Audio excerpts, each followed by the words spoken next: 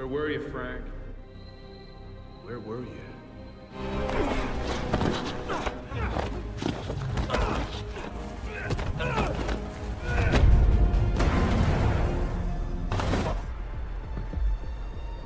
Seorang pengacara senior, lebih tepatnya bapak-bapak bernama Frank, memasuki sebuah restoran tanpa bicara sama sekali, disertai tatapan mata yang selalu mengamati.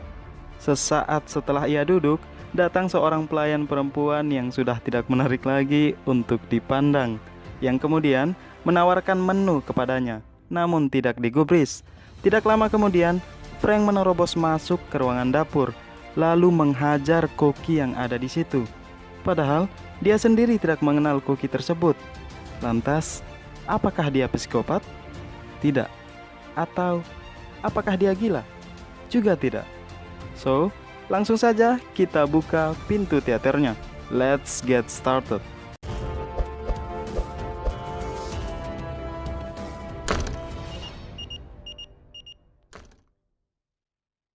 Film yang berjudul Acts of Vengeance dirilis pada tanggal 27 Oktober 2017, disutradarai oleh Isaac Florentin dan dibintangi oleh aktor senior Antonio Banderas. Film ini dibuka dengan menampilkan sebuah keluarga kecil yang cukup rukun dalam menjalanisasi kehidupanisasi duniawi yang fana ini. Frank yang merupakan seorang pengacara senior mampu mengucapkan 80.000 kata setiap harinya sebagai senjata andalannya. Akan tetapi, dari 80.000 kata tersebut, hanya 3 kata yang paling penting, yaitu I love you. Kata-kata ini yang selalu ia ucapkan kepada istri maupun putrinya. I love you. Kemudian scene berpindah ke sebuah acara pencarian bakat, yang mana putrinya bernama Olivia akan tampil juga di acara tersebut untuk menyanyikan lagu kesukaan ayahnya. Beberapa saat sebelum Olivia tampil, ia lalu mengabari ayahnya. Frank berjanji akan hadir tepat waktu. Ia pun bergegas berangkat untuk menyaksikan penampilan anaknya. Setibanya dia di tempat tersebut, ternyata acara sudah berakhir. Frank kemudian pulang dan membuka kiriman video yang dikirim Sue, istrinya. Malam sudah mulai larut, namun istri dan anaknya belum juga pulang ke rumah. Merasa khawatir, Frank lalu menelpon istrinya untuk menyuruh mereka agar segera pulang. Pukul 12:20, Frank dikejutkan dengan kedatangan polisi yang melaporkan kematian istri dan anaknya.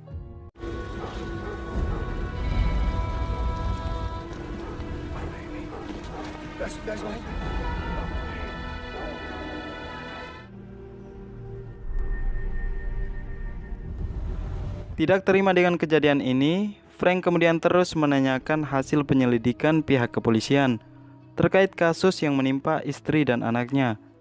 Detektif Lastiger menerangkan bahwa mereka hanya menemukan potongan kecil serat emas di TKP, namun tidak cukup kuat untuk dijadikan barang bukti.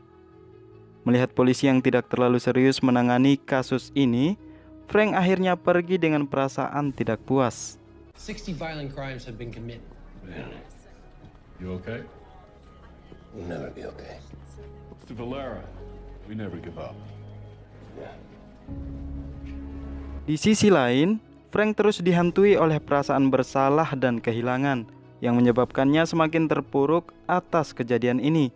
Akibatnya, semakin hari Frank semakin tidak menentu, lalu menghabiskan banyak waktunya di tempat remang-remang yang orang sering katakan tempat hiburan, sambil menikmati beberapa shot wedang jahe. Bukan hanya itu saja, ia bahkan terlibat dalam pertarungan ilegal. Lebih menyedihkannya lagi, setiap kali Frank bertarung, mukanya selalu bonyok dihajar lawan-lawannya.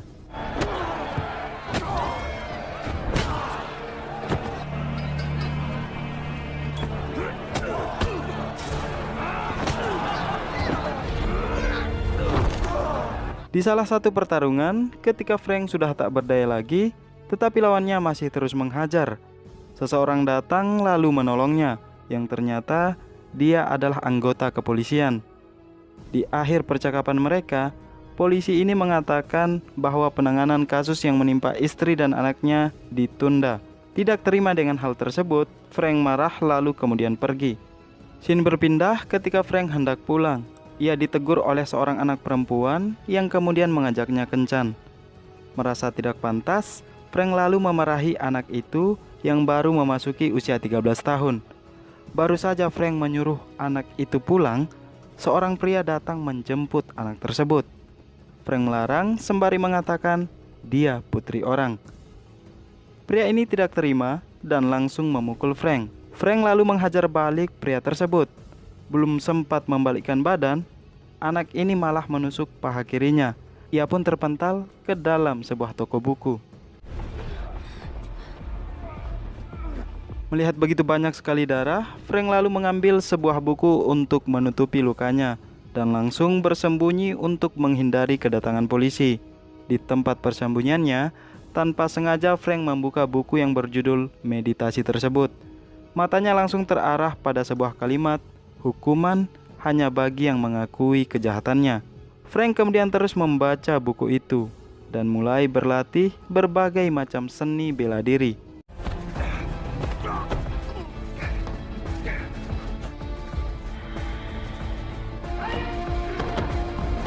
Hingga suatu ketika, Frank bersumpah tidak akan bicara sepatah kata pun sampai ia berhasil membalaskan dendam istri dan anaknya. Keesokan harinya, Frank kembali mendatangi tempat ditemukannya jasad istri dan putrinya, lalu mulai mengamati sekitaran tempat tersebut. Menariknya di sini, ketika Frank memutuskan untuk diam, indera pendengarannya meningkat drastis. Bahkan, suara yang sangat kecil sekalipun mampu ia dengarkan. Sesaat kemudian, Frank mendengar suara yang bersumber dari kontainer. Ia pun langsung memeriksanya dan ternyata tempat tersebut ada yang menempati. Namun belum ketahuan siapa orangnya. Di perjalanan menuju ke mobilnya, Frank mendapati 4 orang preman yang hendak mencuri mobilnya. Preman ini menyuruh Frank untuk menyerahkan mobilnya karena sudah memasuki wilayah mereka. Frank masih tidak merespon. Kemudian, salah seorang preman menyuruh anjingnya untuk menggigit Frank. Namun anjing tersebut tidak bereaksi apa-apa. Frank yang masih terdiam, tiba-tiba saja menjulurkan dompetnya dan...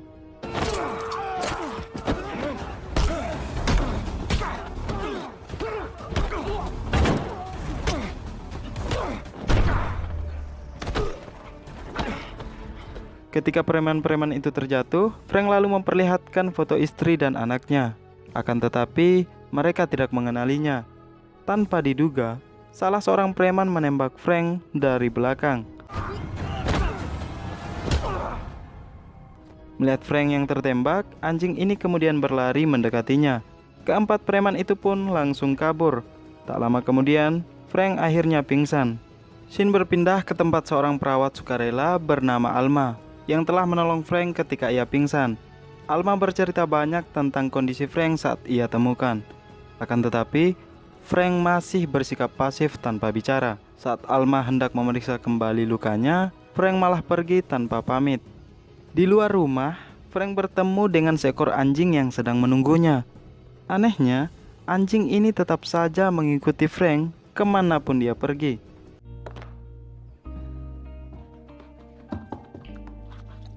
Beberapa saat setelah Frank tiba di rumahnya, Alma kemudian datang mengantarkan dompetnya yang ketinggalan. Semenjak dari sinilah, Alma mengetahui mengapa Frank tidak pernah membuka mulutnya untuk bicara.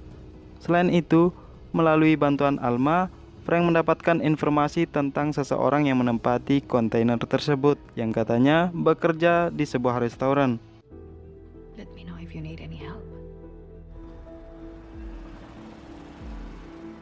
Keesokan harinya, Frank mendatangi sebuah restoran untuk mencari orang yang dimaksud Alma. Singkatnya, ia pun menerobos masuk ke ruangan dapur lalu menghajar koki yang ada di situ. Di scene ini, setidaknya akan menjawab pertanyaan-pertanyaan kita di awal video. Mengapa Frank tiba-tiba menghajar koki yang bahkan dia sendiri pun tidak mengenalnya?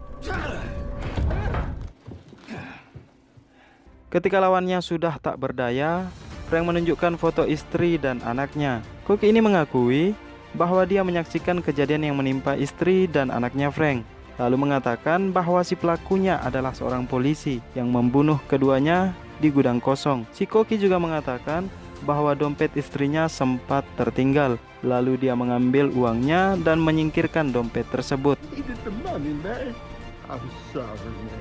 Setelah mendapatkan semua informasi, Frank kemudian pergi. A transportation security dog with military precision. Untuk membuktikan kebenaran ucapan si koki, Frank kembali mendatangi tempat kejadian. Kali ini, dia membawa teman anjingnya untuk melacak barang bukti.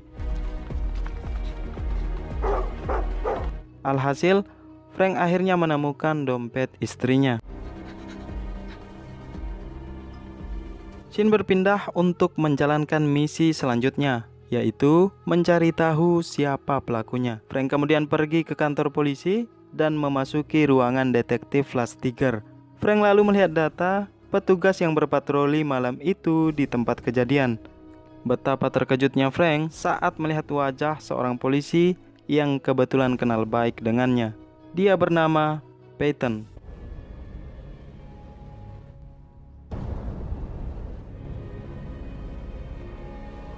Frank masih tak habis pikir, kenapa Peyton membunuh istri dan putrinya, sehingga dia terus membuntuti Peyton selama 7 hari 7 malam dengan mobil yang berbeda.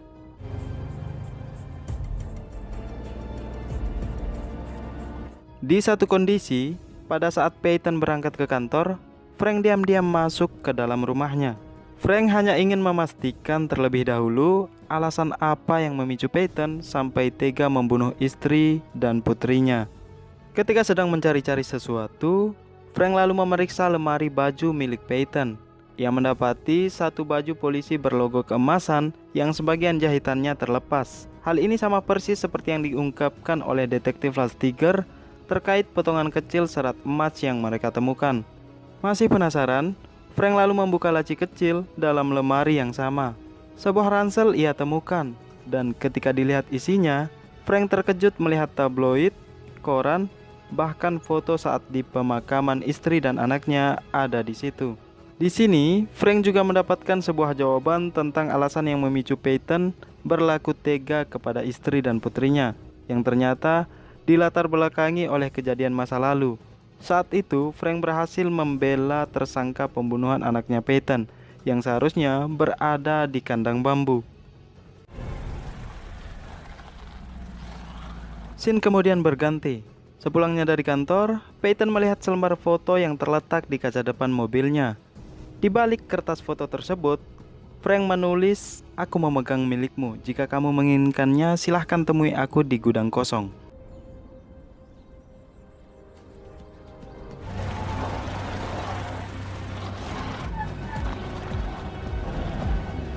Keduanya pun bertemu di gudang kosong, tempat istri dan anaknya Frank dibunuh. Where were you, Frank? Where were you? Come and save her. Mereka kemudian berkelahi sampai sama-sama kotor, sama-sama capek, dan sama-sama bonyok.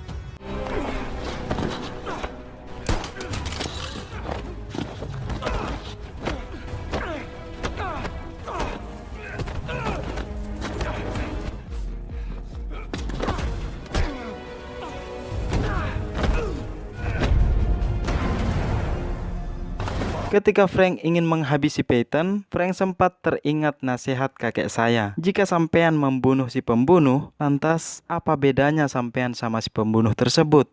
Frank kemudian mengulurkan niatnya dan memberikan tonjokan penenang. Lalu menyerahkan Peyton ke pihak berwajib. Scene diakhiri ketika Frank bersama Alma berkunjung ke makam anak dan istrinya dan mengucapkan 3 kata yang paling ingin dia ucapkan setelah lama membisu, yaitu I love you. film ini memberikan pesan tersirat. Serapi-rapinya orang menyembunyikan kejahatan, pasti akan terungkap juga. Jika belum sekarang, kemungkinan nanti. Jika tidak hari ini, mungkin saja besok. Begitulah kira-kira cara kerja hukum sebab akibat.